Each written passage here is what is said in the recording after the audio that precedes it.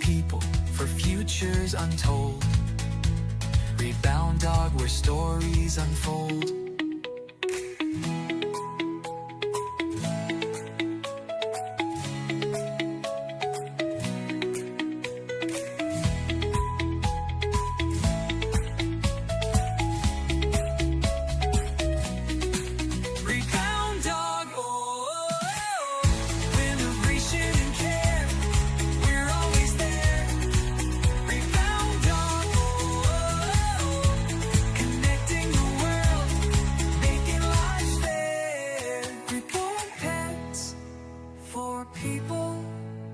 For futures untold. Reboundog, where stories unfold. Good evening and welcome to the Reboundog Sofa. My apologies for being later than scheduled, but I'm so pleased to welcome Randell from the UK, Beverley Cuddy from the UK, and Judie Mancuso from California on the topic of how does legislation actually impact on animals. And I'm going to go and ask each guest, I'll ask Mark to start as an introduction for the work that he does, which is absolutely fascinating, and then go ask Beverley for her insight on this animal innate tool that's very relevant to breed, what breeds are going to be here in the future. And then Judie comes in with some fascinating thoughts on how to address legislation in the States. So Mark, would you like to introduce yourself, please? Yeah, happily. Yeah, thank you so much for the invitation. Yeah, I've for decades, actually 3 decades, I was a police officer. I've been working with covert operations on terrorism, serious crime. I left policing 15 years ago and started training and investigating welfare issues around the world. I think 5 continents at the last count. Ukraine, Greece, the European countries, Eastern Europe, helping develop legislation, trying to make police officers, prosecutors and politicians understand why animal cruelty should be taken seriously and how it interacts with other criminal enterprise. So really I specialise, I suppose, in perpetrator motivation. And I really appreciate the opportunity to be able to meet up with like-minded colleagues today. Thank you, that's great. Beverley, you have a fascinating background over 3-4 decades as well with Dogs Today magazine. So I've lived a very long life already, it has to be said. Me too. Yes. Yeah, I've been involved in campaigning for legislation change for 35 years now. The first piece of legislation I was involved in was passports for pets, getting rid of quarantine. And been quite a few highlights since then. We were involved with Lucy's Law, getting the puppy out of the pet shop. And most recently, in Rishi Sunak's government, we got the pet abduction bill through on the very last day of his prime ministership. So some big ticks there. We've got a few over the line. But I'm always concerned, every bit of new legislation, there's always a oh my goodness, is it going to make things better or worse? Because there's been lots of things that have been very hard to unpick when we've got them. So you just try and get the politicians excited, but you don't want them to start jerking their knees and doing really catastrophic things, which we then have to live with. So yeah, mixed bag. Thank you. Judie, does that resonate what Beverley's just said about knee-jerk reactions with politicians in the States? Yes, absolutely. And I'm Judie Mancuso, the founder, president, and CEO of Social Compassion in Legislation. And we work on state legislation out of Sacramento, California. I'm located here in beautiful Laguna Beach, California. And yes, we've sponsored over 80 bills, and we've gotten 30 signed into law, and which is a very big deal. And we had one pass the full assembly today. But yes, political wins have a lot to do with whether a bill ever gets introduced, if it passes. And it's very challenging getting legislators to care about animal issues when there is so much constantly going on for humans and children, the climate, everything else we're in competition with.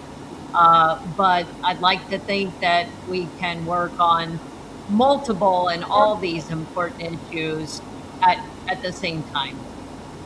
So, opening the question to three of you, picking on what Judy said about how there's competition of politicians' time.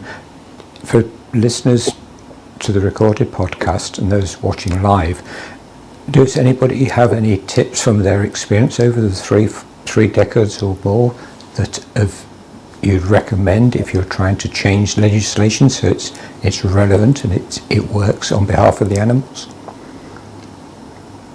Well, I can jump in there because I don't think anyone's as old as me. Those decades, what the politicians like is solutions, not problems, and them to be extremely cheap. So one where they'll get loved on the doorstep forever, so that's hugely popular. Will get them a rise in popularity, won't cost them anything.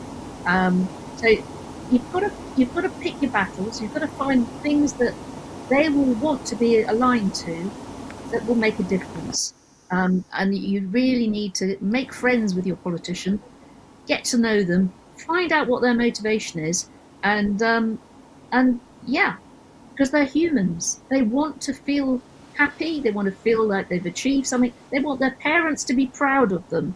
This is their one chance, usually, where you can go cross-party and unite similar people and make them feel good about themselves. So you're doing a public service, really. You're making politicians loved. So it's quite a joyous thing. But the problem is, you make friends with all these politicians, and often the really best ones never get in again. They sort of drift in and out of politics. So it's a constant job making friends with MPs and hoping that they stay in the job long enough. That's great, thank you. Mark, do you have any feedback on that side of the world? Generally, the approach that I always take is try not to make it look like it's extra work. Everybody is always incredibly busy, and if what is being sold is going to create work, people generally don't like it. But if it's going to save work, if it's going to save time, and it kind of goes on with the finance side of things that Beverley was just saying, if it's going to save, keep people safer, or it's going to save time, then you're more likely to get a buy-in rather than saying, we'd like you to do this as well as everything else. And Judy, are you finding the same in California? Well, yes, it's definitely education. When we first start talking about spaying and neutering animals and how that would help prevent and mitigate the pet overpopulation that we have, no one understood what we were talking about. This goes back to the year 2007. And what we did at that time is we asked the legislators to go on a tour of their local shelters. And once they got in the shelter and they understood what was happening and the strain on the employees, the cruelty to the poor animals that come through the front door, and, in some shelters, 80% of the time, would never find their way back out that door.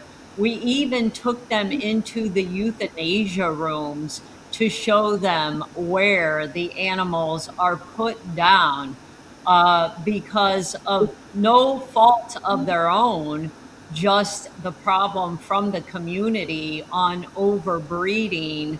And it resonated, and then we found champions who then would carry the legislation and understood what we were talking about.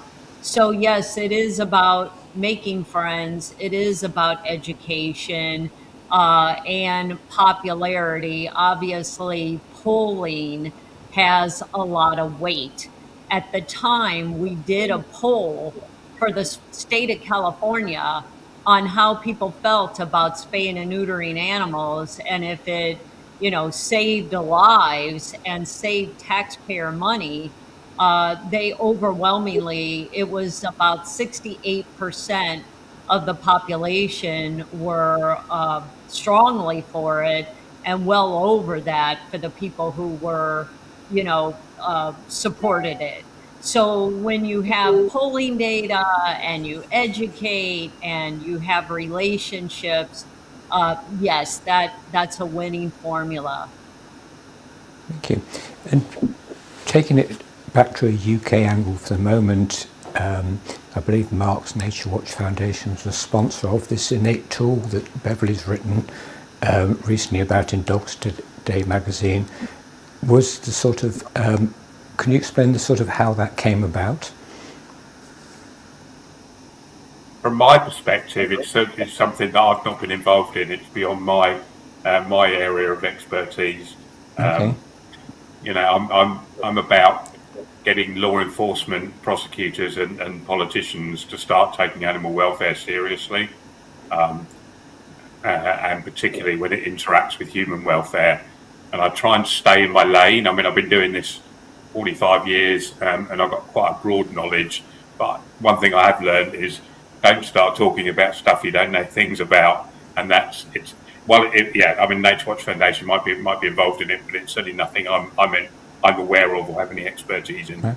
Okay, great. Thanks for the honest feedback, because all too often, too many people think we need to be involved in every single aspect of every single bit of, say, animal welfare or whatever the subject is, whereas your shining example of what happens and why it's successful. Because I remember reading online where I believe there's a prosecution against an horrendous large dogfighting ring recently, so which is, I believe, is a great example of where specialism works. I could talk to you about dogfighting for hours. I thought you might. Innate Health Assessments, no, that's way over my head. So yeah, organised crime, dogfighting, guns, narcotics. Yeah, that's my background. So very different. Yeah, it's a topic for another conversation on another day. We'll come back to you on. Beverley, you wrote a large piece in Dogs Today recently about this tool, and I know you, in previous conversations we've heard, and you and I have discussed its value. Would you like to explain to the audience how you see it? Yes, this is a really good idea, produced by amazing people. So it's what it was meant to be was a visual tool that you can just have on your phone, like an app, that had 10 points of exaggeration, so that when you were buying a dog, you'd go, instead of seeing cute, you would go, oh, actually, no, that's suffering, because some of the things that we've fallen in love with over the years have been not good for the dog's welfare. Now, we all know extreme suffering exists from dogs that can't breathe, can't do lots of normal things in life. And it's come from that motivation, this tool. Somebody has really tried hard to stop dogs being bred that are born to suffer. The problem is, it's been worked on religiously for 3 years, behind closed doors, but without anyone who's ever bred a dog pretty much sitting at the table. So we've ended up with something in theory is a fantastic idea, but as soon as the breeders saw it, went, oh no, there's tremendous unintended consequences here.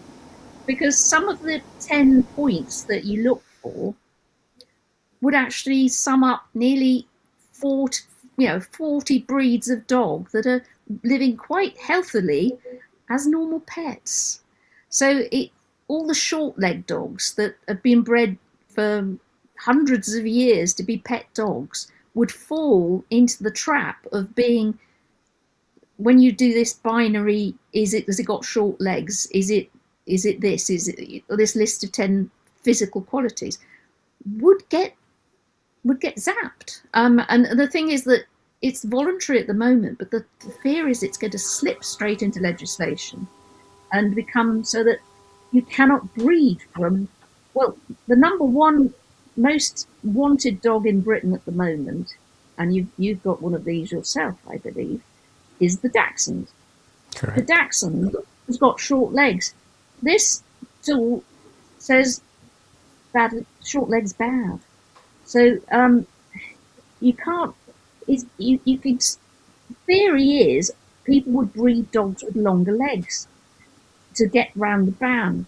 But the problem is with the genetics of the Dachshund, you don't get just slightly short. You're going to get much longer legs. You're going to get like they're actually very big dogs, Dachshunds, with short legs. And if you undo that bit of G, it's more complicated than it looks. And the dog breeders are all up in arms going, this is, you can't just look at the physical of the dog. The dog is not just what you see. We're trying to teach people not to buy dogs because of the way they look. There's all sorts of other bits going underneath the surface. And if you start tweaking little bits here and there, you don't know what you're going to alter. And if you say you can breed any dog with any dog, which is what the theory is, it's sort of, well, it undoes 300,000 years or whatever, 30,000 years of evolution, where dogs have evolved to do certain jobs. So a border collie is born to herd. Now, we know that the way it looks a certain way, but its brain is wired a certain way. If you mix that with a dog that's bred to guard or bred to do another job, you get this clash of things going on, and the public will end up, well, you're getting a very sort of murky soup. With the intention of getting rid of one problem, you may be causing lots of others. So it was not received well last night in Parliament. There was a lack of unity. There were people going, this will never work. There were other people going, we love it. And the fear is it's going to rush into legislation and chaos will ensue. And the Queens, the late Queen had corgis. The corgi would fail. And we've got, in the year when the Royal Kennel Club has been rebranded Royal, the idea of the corgi being erased from history, it's almost, the sort of thing that people get their heads chopped off for that sort of suggestion. It's going to be terribly unpopular with the general public. I don't think anyone's worked it out. And the politicians are going to have to go absolutely. They thought this was going to be a nice, real easy win. Oh, let's get rid of all the exaggerated dogs and all the scary things. And then when you think a future without Westies, without Scotties, without Dandy Dinmonts, Glenavon Marl Terriers, the things that where we like to be eccentrically British, there's not huge animal welfare problems with all those types of dogs. It was meant to be the dogs that couldn't breathe, the dogs that were really suffering. And this is, it's just missed the mark, unfortunately. Does this come down to my passion of mine, is we tend to try and provide solutions in a box without actually involving the end user. And this happens on a lot of subjects. I'll come off tack, but it happens in a lot of subjects like homelessness and poverty. Whereas we're not, and I wonder if this is going back to the idea of how do we make legislation work for the animals. Is this one of where somebody's tried to put something in a box? It's great, but putting it back to a personal point of view, yes, we have a miniature dachshund. He's technically still fostered till next week. He is he's not rescued. He's not adopted at the moment because he came with one eye. He came on Christmas Eve, and he came because we've had 2 pedigrees before. Yes, we've had one that had back problems and he didn't have a slip disc. His disc disappeared, literally disappeared, and he had fantastic surgery. And my wife spent months doing physio, so he ended up about 95. So there is issues with dachshunds.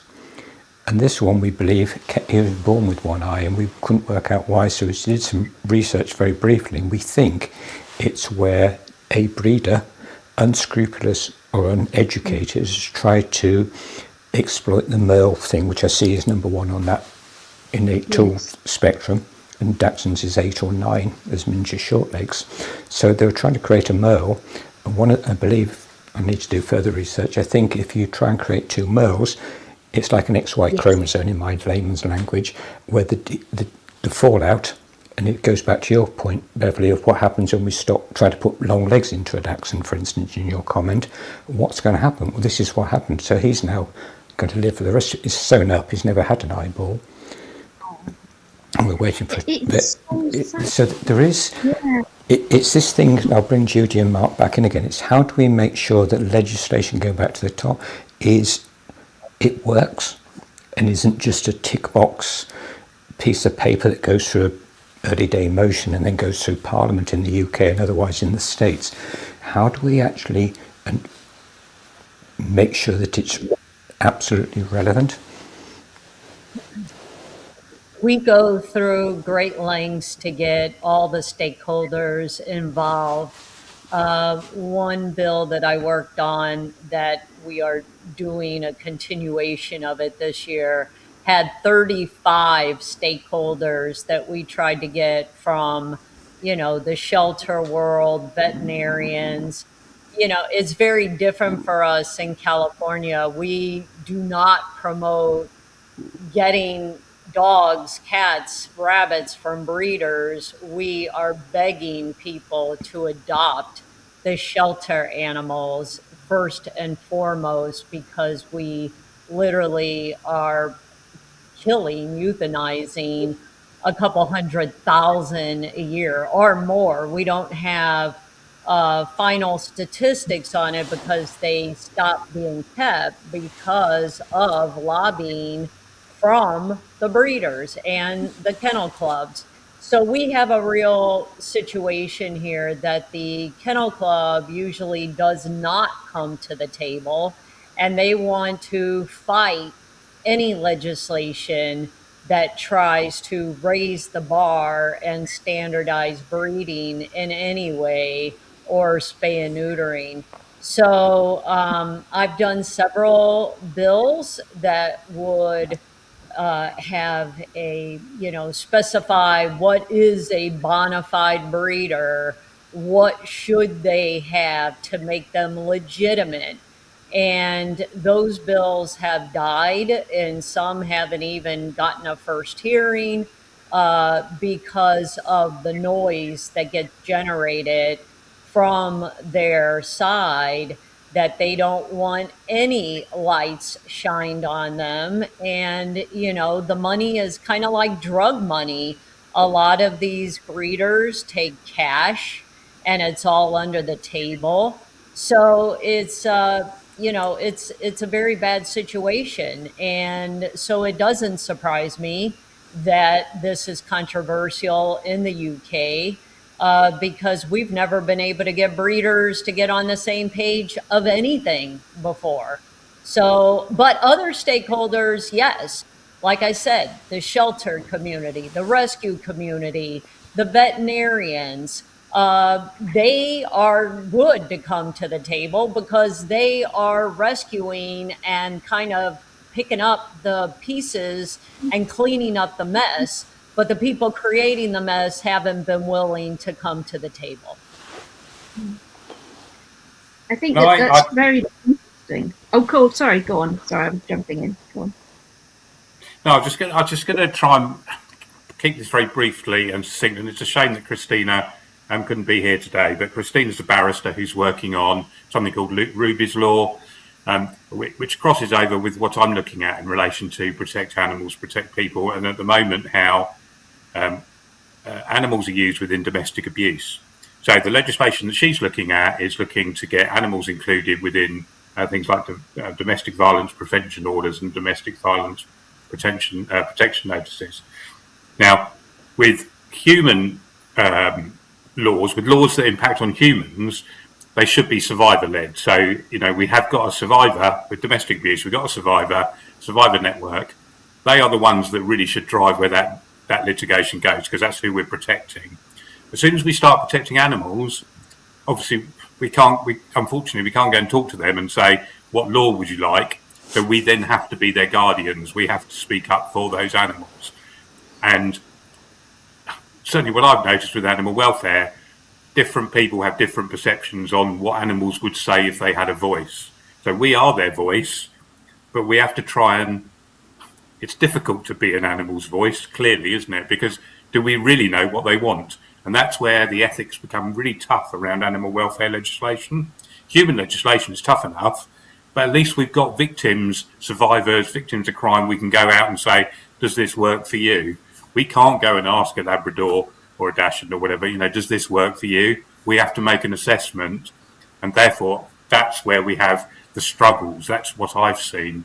And actually legislation should be the same. It should protect everybody. It should protect everybody in the community. The angles that I go with is, animals are part of our community and our families and our relationships. And litigation should protect everybody in that community, including the animals. I think that's a very good point, this idea of if we protect the dog in most things and you work it backwards, it all works out. But it's difficult because everyone's got their own idea of what the dog wants. So at the heart of this IHA is suffering and the legal definition of what suffering is.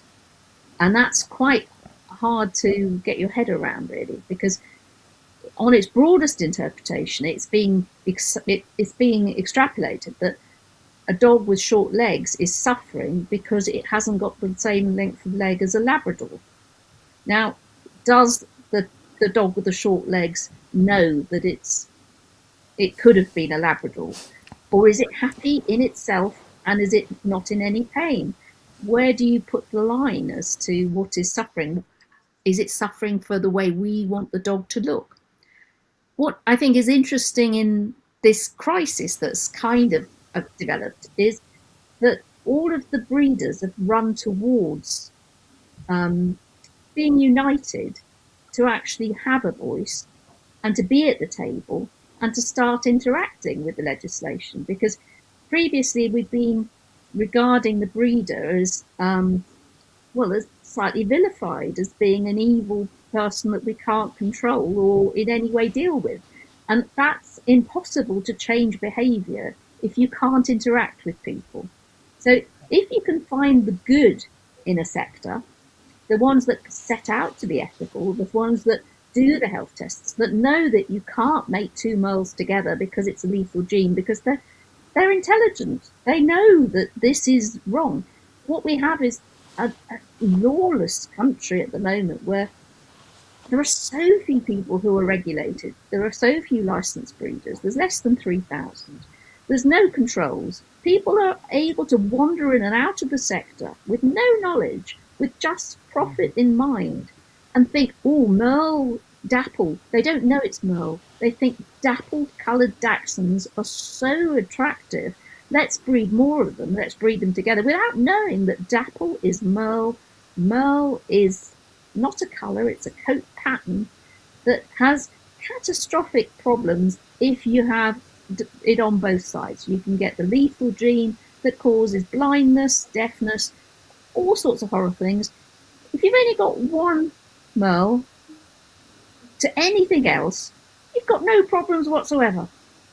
Now, if you allow people who know nothing at all about dogs to start mating them together, you're going to have lots of problems in society. You're going to have rescue full of rejects, because they don't give whole of life care.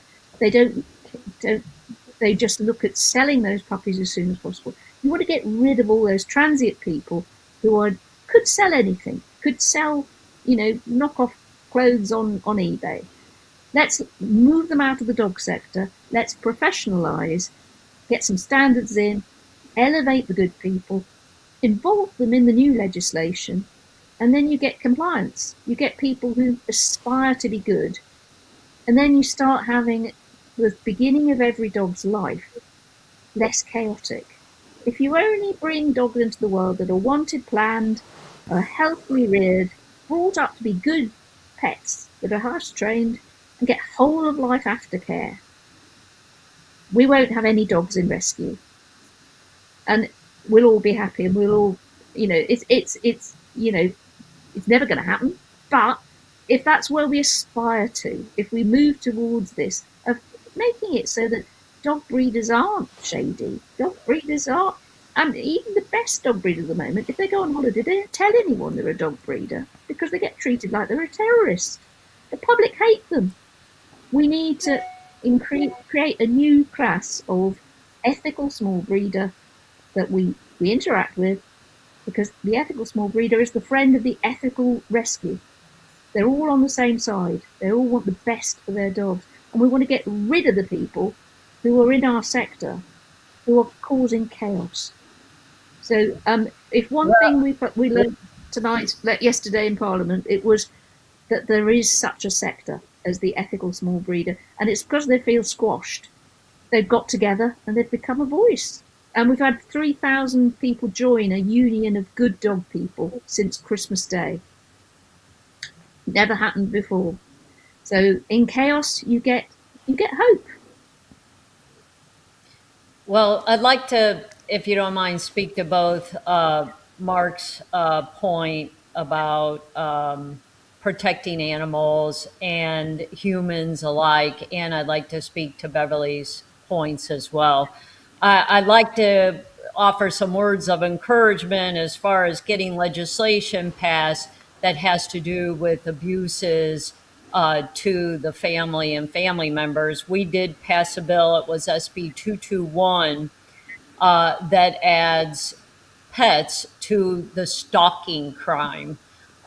This was brought forward by Riverside County DA's office, actually, where they wanted to include pets into stalking because they had instances where there was threats to a woman's pet, and if they were able to stop it with the animal before it led to the animal's death, and even in some cases the death of the human as well. So we did get that law passed, and we got another law passed, which was AB 829, which encourages judges to order a psychological exam on people who are convicted of animal abuse crimes.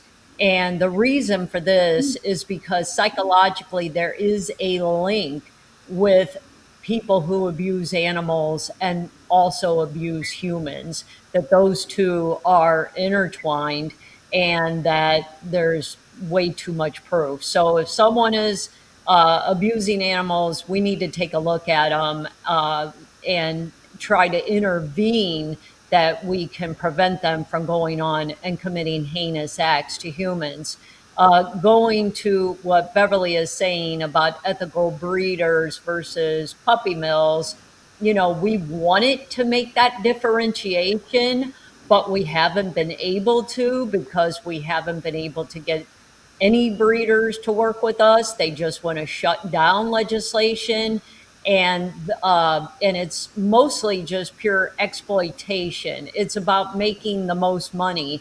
If you sell a dog for $2,000 or $3,000 and you don't want any kind of oversight or regulation, and like I said before, some of this money is just cash.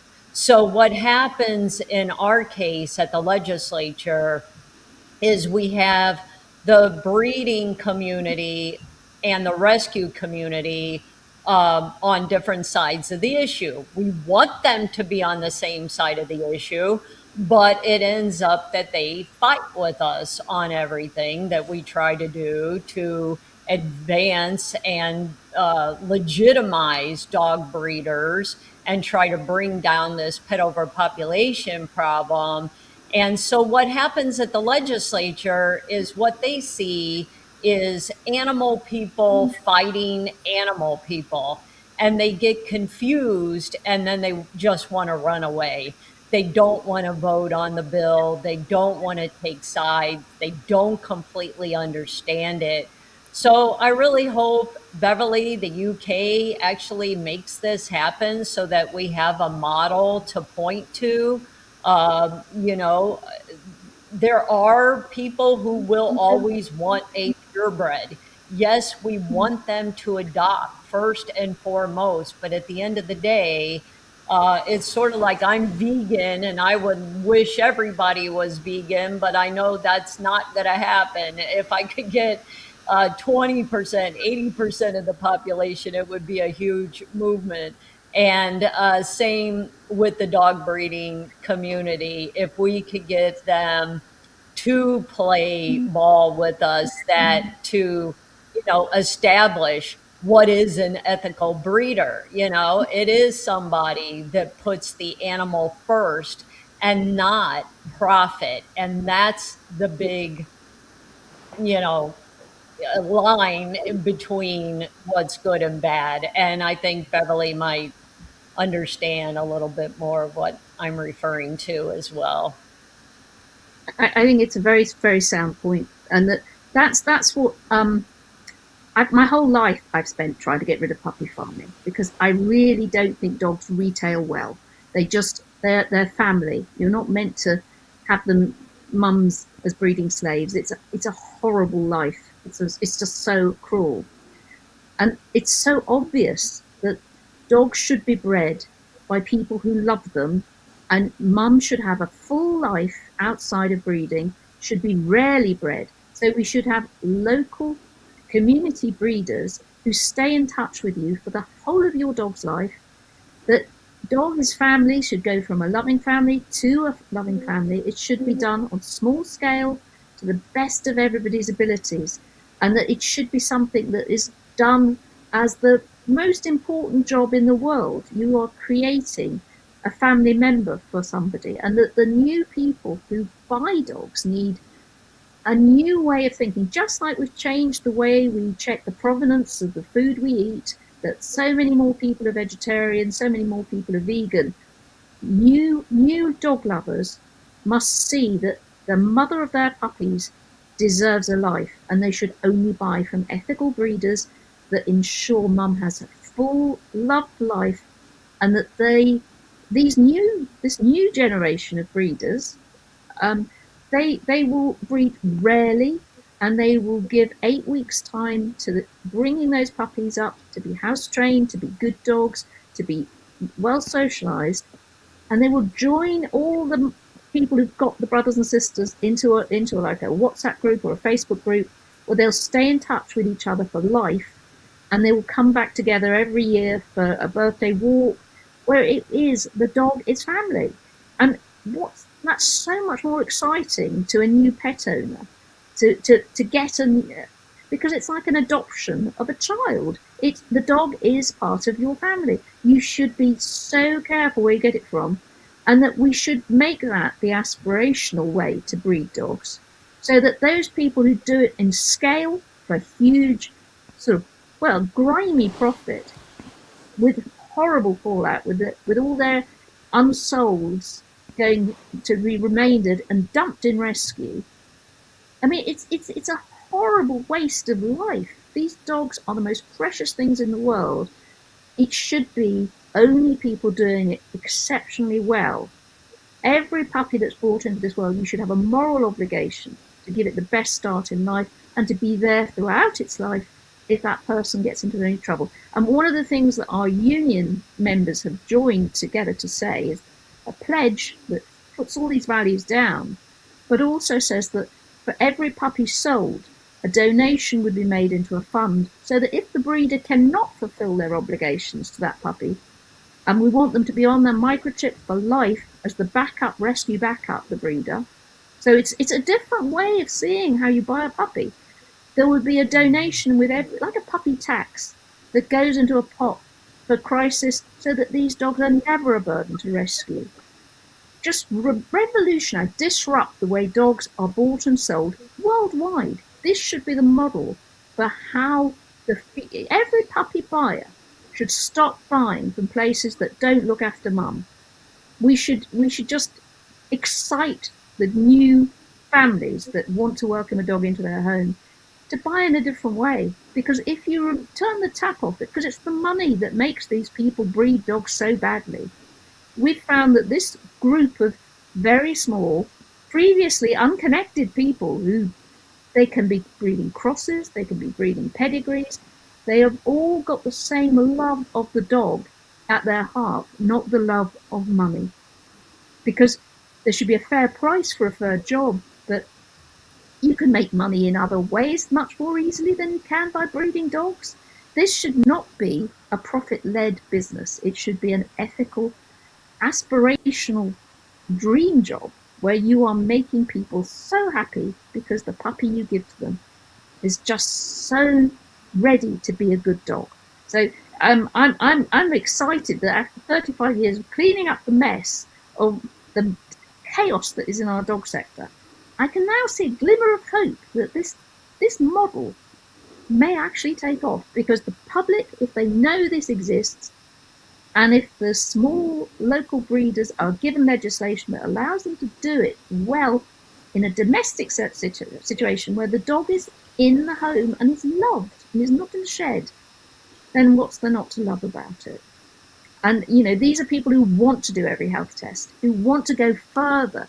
Like there's a new DNA test that in one swab can find everything about that dog, every disease, not even ones that we don't yet know are there. So we'll do the whole dog sequence. There's some amazing American ladies I spoke to the other day who went to Stanford who are geniuses. We are that close to getting a single DNA swab that will mean you could see in advance new diseases if you put those two dogs together. So you can just not do that. I mean, what a brilliant time to be born. We might sort out some dog problems soon, and I'm hoping this idea spreads around the world. That is absolutely fascinating, Beverley. If we look at the key question, how does legislation impact, what you're foreseeing is a time where, I won't say legislation isn't necessary, but it has, maybe it's not so necessary. And I'm not being very woo-woo on that, I'm just saying short version this time because we're running late. We did have one question, if I can find it again, and you've answered a lot of it altogether, and it came from a guy called Will Hodgetts. He's no relation, I found out, and he said, how much of the gap in animal welfare do you think is down to legislation itself, and how much is about education, enforcement and public understanding of what good welfare actually looks like? And as I'd like to wrap up on the hour, I'd like to go round and ask each of you to think, what's your understanding, especially on the last bit about public understanding of what good welfare actually looks like? Are we missing a point? Are we missing the fact that the public don't understand what good welfare, animal welfare looks like at the moment? Would you like to go in there on Go on, Judy. No, go ahead. I was wondering who you wanted to go first. Oh, I left it open. Go, Mark. Well, shall I jump in there? I spoke to a Greek vet one time and just told me very, very simply, obviously, that abuse starts where welfare ends. And I quite like that, and it's something that I've always worked with.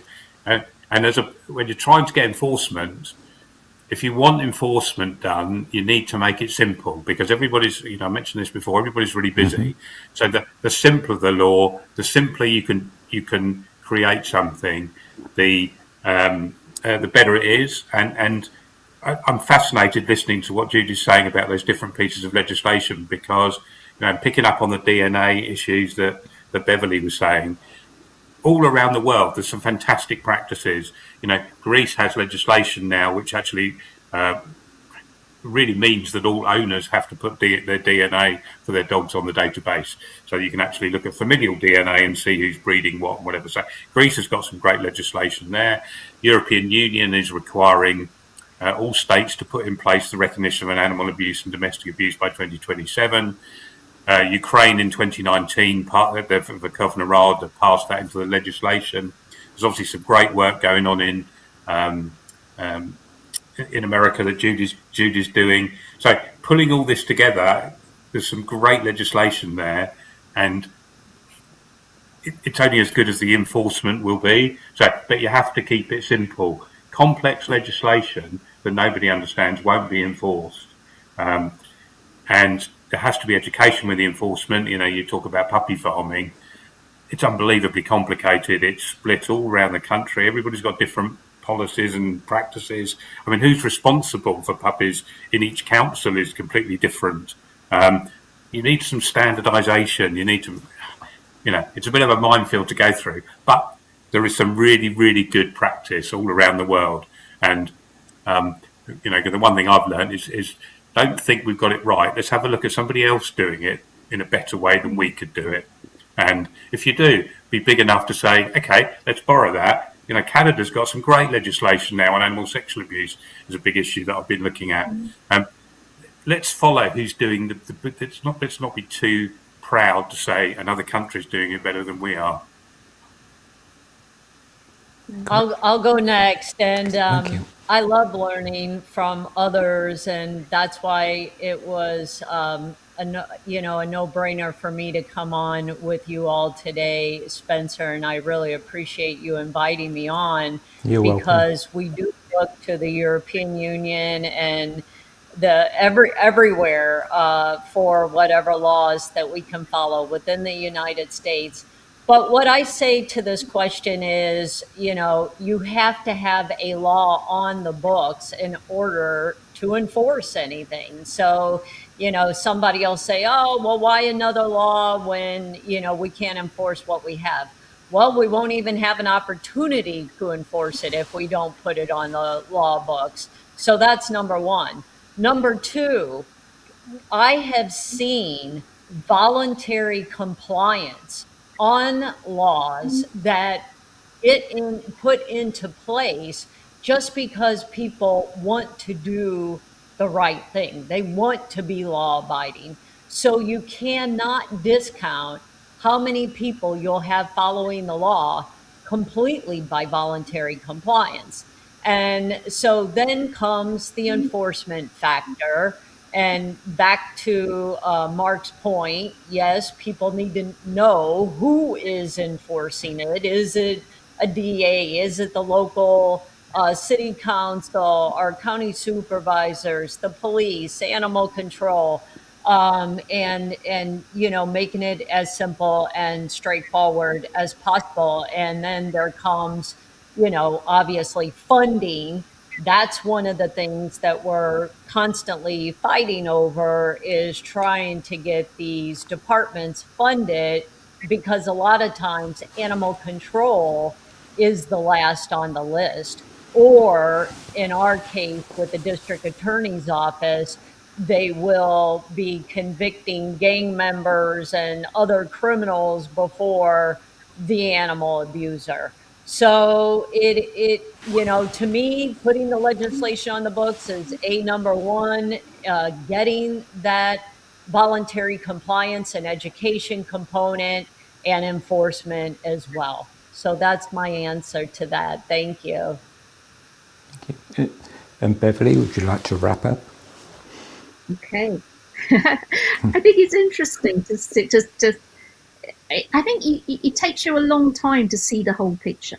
I mean, in the early days, I was so delighted that we'd get a petition through to get it discussed at Parliament. You'd see, your legislation come through, and then you don't actually get it enforced at all. You get something through that's fantastic, but you don't actually change the world.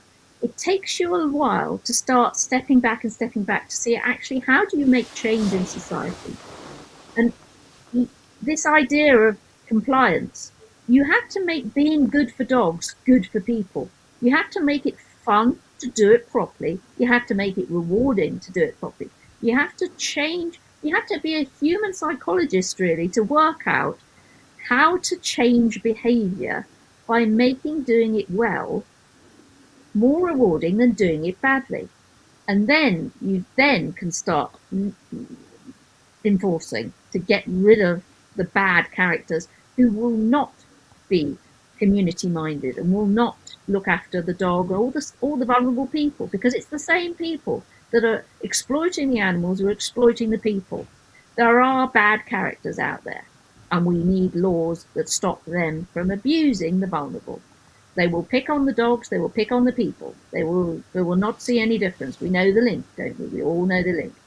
So you have to find a way for the good to thrive, who will look after the dogs and will look after the people and keep them protected from the really bad characters. And you have to step back far enough to not just be sort of chopping at the bad people. You have to encourage the good to become the majority.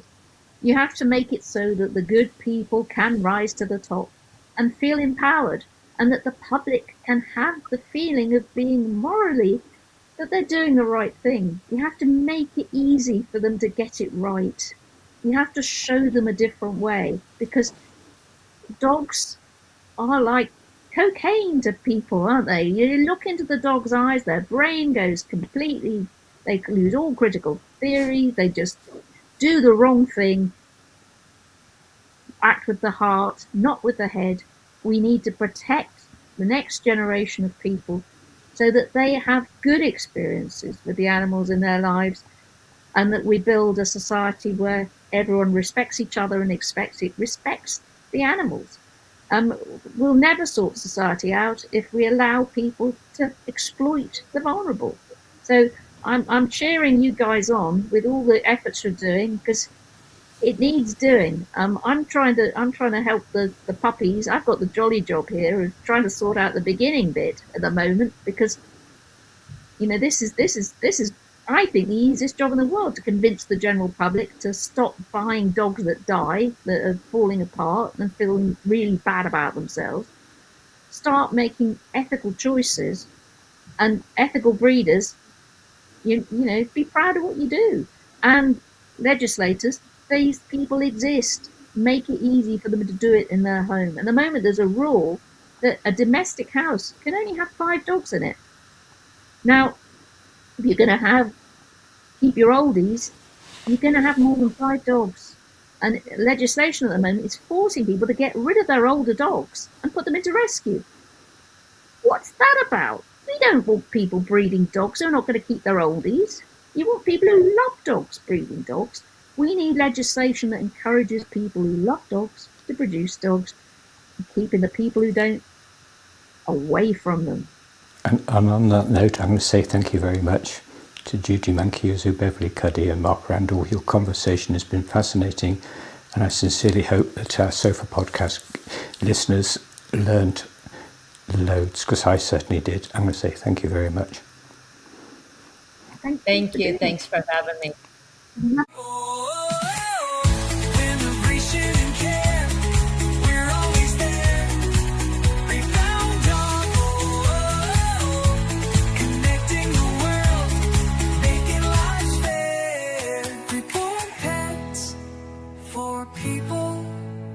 For futures untold, Reboundog, where stories unfold.